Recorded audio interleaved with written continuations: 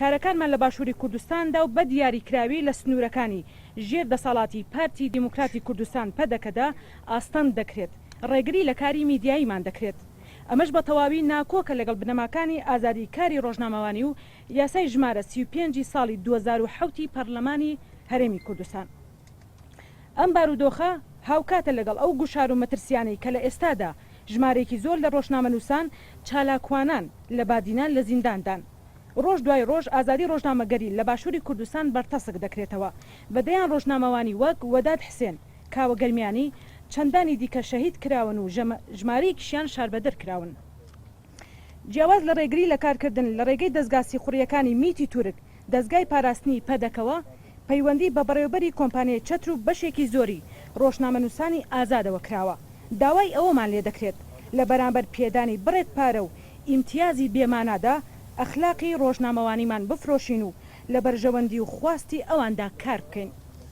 من هەموو خوشکوبرایانم لە دەستگای چەتر دڵنیا ئاکەم و سەرجەم ڕۆژنامەنووسەکانی کەش ئەوانی کە شەڕی ئەلکترۆنیان بەرامبەر ئەکرێ، ئەوانی کە بلۆکوبان ئەکرێن، ئەوانی کە ڤایرۆس بۆ سایت و پەیجەکانیان دانرێت. ئەم شەڕە ئەلکترۆنی شەڕێکی ئەتوانم بڵێم ئاسان نییە، بەڵام ئەوەی کە لەسەر ئێوەیە یەکان گیر و دەسانگیر بن، ئەوەشی لەسەر ئێمە یاساکانتان بۆ بخێنە کار هەتا بتوانین ئەو جەنگە کە بەرامبەر بە ئێوە ئەکرێت، چ بە گۆڕینی پیشە و کار و وەزیفە، چ بە داخستنی پێیجەکانتان، هەموو پێکەوە بتوانین دەست دەناودەست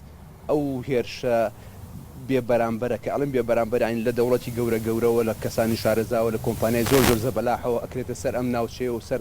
کەناڵەکانی ئەم ناوچەیە. هیواداری ئەو دەستە لە بنا ببڕین. هیوادارم هەمووتان پشت و پەنای سندیکای ڕۆژنامەنووسان بوون بە تایبەتی لە قستێمانی و ئێوەش ڕۆژنامەنووسن، ئێوە گەێنەری دەنگی ڕاستەقینان کە ئێوە بتوانن ئەو دەنگە بگەێنن کە ئەو زوڵمەی ئەو ناحەقی بەرامبەر بە کەناڵەکانی ئێمە کرێت زوڵمێکی قبولکراو نییە، بۆیە هەموو یاساکان ئەخێنە کار هەتا بتوانین ئەوەی کە لە بەرژەوەندی ئازادی و ئازادی وتن و ئازادی ڕادربڕینە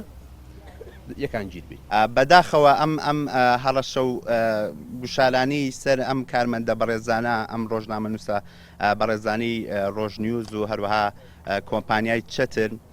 جارێکی تر دەماخاتە بەردەم ئەو پرسیاری کە ئایا ئازادی ڕادەربڕین، ئازادی میدیا لە هەرێمی کوردستان وەکو ئەوەی چاڕوامان دەکرد بەرەو بنەماس پشت بەس بە بنەماس سەرێکێکی خۆی دەڕات کە تەواوی ئازادیەکان بەجەستە بێت، یاخود جارێکی تر ئێمە ڕوبەڕووی دەسەڵاتێک دەبینەوە کە ئەم ئازادیانە هەوڵ دەدات سنوورداری بکات، هەوڵ دەدات وردە وردە لە ناوی بدات. ئەم فرەڕەنگی و ئەم زۆریەی لۆگانی کە لە بەردەمی مندان هەرێکی و هی ڕەنگێکە، ئەمە یەکێکە لەو بنەمایانی، یەکێکە لەو کارانی کە دەبێت بەرپرسانی هەرێمی کوردستان، دەسەڵات لە هەرێمی کوردستان شانازی پێوە بکات، نەک هەوڵی لە باربردن و کاڵکردنەوەی ڕەنگەکان و یاخستنی ڕەنگەکانی بدەن.